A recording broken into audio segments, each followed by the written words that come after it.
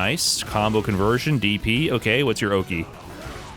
Don't love that. Don't do neutral jump on Oki ever again until you've earned the right to do it. Chat, it has come to my attention that you guys might need a little bit of help. And, you know, I used to be rather generous with the advice.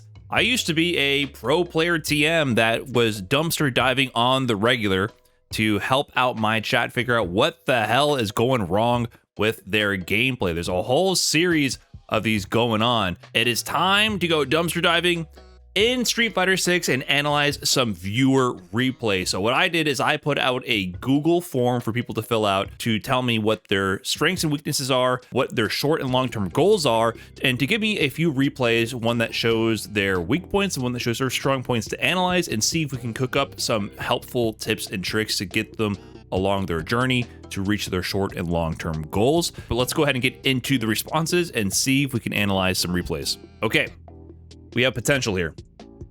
Dry GG. They main Akuma. All right, match that shows your weakness. They showed the ID here. Shows my inexperience against lesser played characters that I don't see on ladder as much. So let's go ahead and get on into it.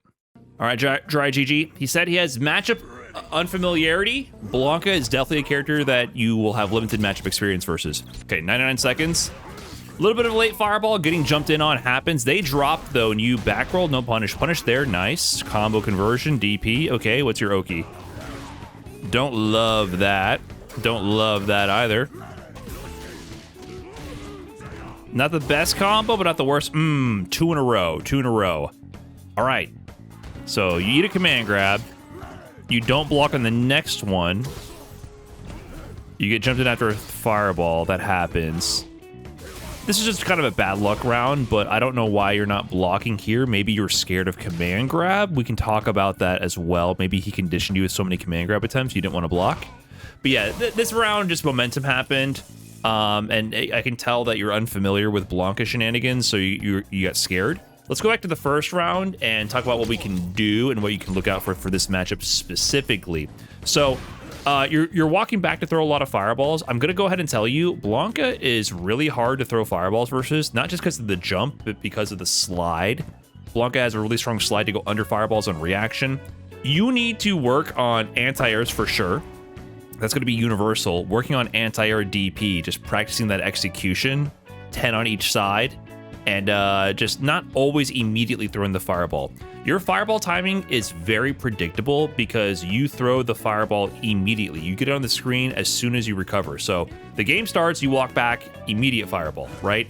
And that's not the worst fireball timing in the world, but you also, like, tech a throw, you immediately fireball. You tend to do a lot of reversal fireball actions instead of just waiting on the ground to look for what they're gonna do. So that predictable timing, especially in lower ranks where people will default to holding up forward because the risk reward is so good for them to land a jump, it's very, very, very poor. You should be looking out for these people, especially in lower ranks, to just jump non-stop. So I would focus more on doing anti-air DPs and less on doing fireballs. You need to establish that before people will actually sit on the ground, especially at lower ranks. They're going to default to jumping, and then only when you teach them that you're going to anti-air, then they will sit on the ground. So I like this punish here on the whiff DI. It's not the worst punish in the world. And then here's the issue here. Okay, this dash up into Oki, not bad. Not a bad option. However, you go for this neutral jump. Obviously, what you're trying to bait with the neutral jump is you want to bait a wake up tech. You're hoping that they whiff grab right here and that you can land to get a huge combo. Doing this occasionally is not bad. However, what I want you to do is I want you to establish the meaty or throw immediately on the first knockdown. At higher levels, I would say you should throw here every single time. You should, anytime you get a chance to get a throw, you should go for the throw. He quick rised in this situation because if he just back rolled also, you wouldn't have had Oki here like this. The DP ender here gives you pretty bad Oki. Because I think, can you still do like you'd probably want to do DP into dry rush is what you want to do. But if they had just done back roll, you got nothing. You see that? Like literally nothing. So what you would probably do instead you have a ton of drive gauge, I would just go into like a drive rush approach. This is going to get you in close and bait a response. So I think you can also do drive rush into block here.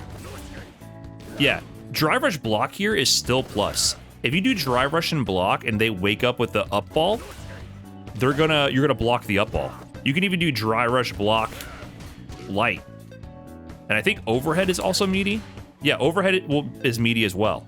So this is really, really strong. This is such a strong option after this DP. Learning how to time things like this, I would set the dummy in training mode, do this combo into the DP ender, and just set the dummy to wake up with a 4-frame, one of their lights, and practice getting these meaty knockdowns. Just loop this. Have the dummy always do reversal light and try to hit them. Because this option out of here is so powerful. When you do dash up, if they back roll, you get nothing. And if you go for a meaty, you don't get plus frames.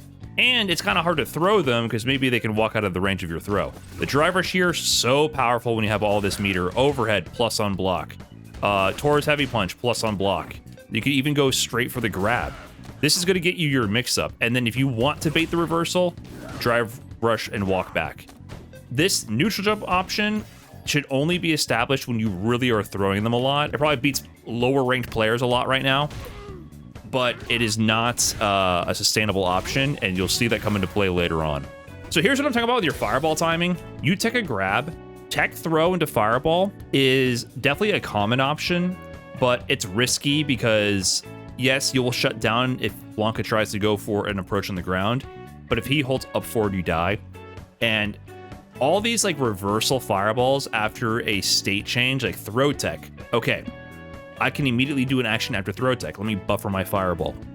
Those are bad habits that if you lean too hard on, will get you destroyed by people flow charting with their jumps. I don't like this fireball into immediate fireball. It did work. And to be clear, if you're gonna do this, this is the Shoto 101 thing that you need to work on. The rules for uppercut. So you do fireball right here. And in the replay, you don't do nothing, right? You kind of just block. The rule with Shotos and throwing fireballs is that if you blocked the jump in, you probably could have anti-aired with your uppercut. That's the general rule. So if this said punish counter, he punished your fireball, there's something you could do. But if you blocked, that means you could have done an uppercut. So if you're throwing fireballs, you need to be looking for them to jump, and you must be doing the uppercut after. Otherwise, the fireball game is completely incomplete and you have no threat to them jumping. So this, as you throw this fireball, you should be buffering the DP and looking for the jump in. So this was a classic fireball sequence. You got the fireball to be blocked and it set up a second safe fireball, and you should have been doing the DP. So practicing that in training mode is important. Just throwing fireballs and then having them like jump after blocking one is really important. But this is a mindset shift and it will take time to adapt. But that's the rule you got to understand. You should be telling yourself, if I blocked that jump in after throwing my fireball, I actually could have done anti-air DP. So you did a really scaled combo and got very little damage from it, and then you missed your DP there. And once again, this option of doing the neutral jump, not good. And here's why. Like, once again, if they back roll there, they're just out of the situation entirely. So that doesn't give you any momentum whatsoever. But on top of that, if you want to bait throw, just walk back. Walking back here does an important thing. So for one, it baits throw. If you walk out of the range, it'll bait the throw. But you see what else it's doing here? It's also baiting the reversal. The fact that it's covering two options is huge.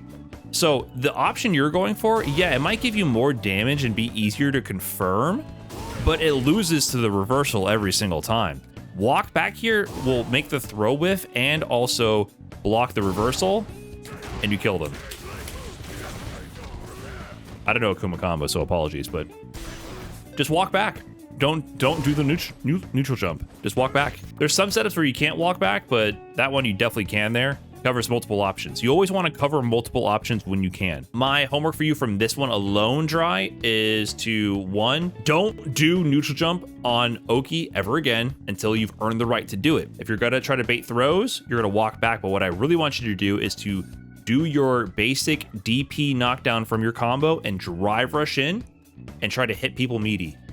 Have the dummy wake up with their 4-frame jabs, hit people with meaty, and also try to go for throw.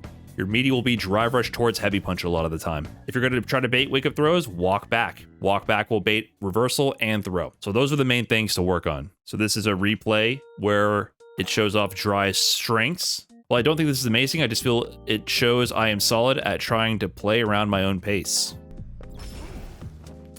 Yeah, like right there, immediately you could have done DP as well.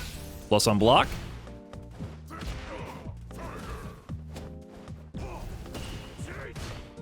Yeah, you're doing a lot of heavy kick. That will get worse at time.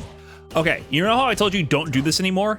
I like it a little bit better after a neutral jump like this because you're setting up the mix immediately in a very fast way. This is kind of a good approach, right? You got the plus frames here by doing the stand heavy kick, which once again, that's kind of a crutch. You're gonna have to rely less on that as you get better. And then you do stand medium kick. It sets up a really nice spacing here for this cross up jump. And then they immediately have to guess strike throw. This is how you should be using this. If you're gonna use the neutral jump tech, this is a good way to use it because if you try to walk back here to bait the throw, it wouldn't work. So I told you to walk back to bait the throw. Oh, it would. Okay, I lied. Akuma's walk speed is goated.